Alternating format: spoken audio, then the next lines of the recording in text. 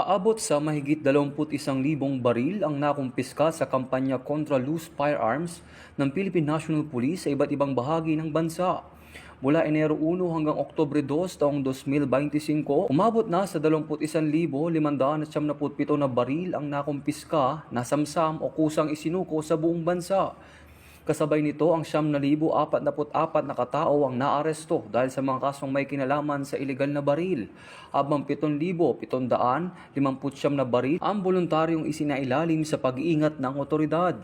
Ang kampanya ay pinalakas sa pamamagitan ng pagbuo ng Special Task Force on the Disbandment of Private Armed Groups sa pangunguna ni Police Lieutenant General Edgar Alan Ocubo ang Deputy Chief PNP for Operation. Kasabay nito ang pag-deactivate sa 5 area police commands. Patuloy na hinikayat ng PNP ang publiko na may pagtulungan upang tuluyang matuldukan ang banta ng loose firearms at private armed groups. Patuloy na tiniyak ng PNP na lahat ng operasyon ay isasagawa sa ilalim na umiiral at pagsunod sa tamang proseso ng batas. Inihikayat din ito ang publiko na may pagtulungan sa mga otoridad sa pagbibigay ng impormasyon ukol sa mga loose firearms at private armed groups.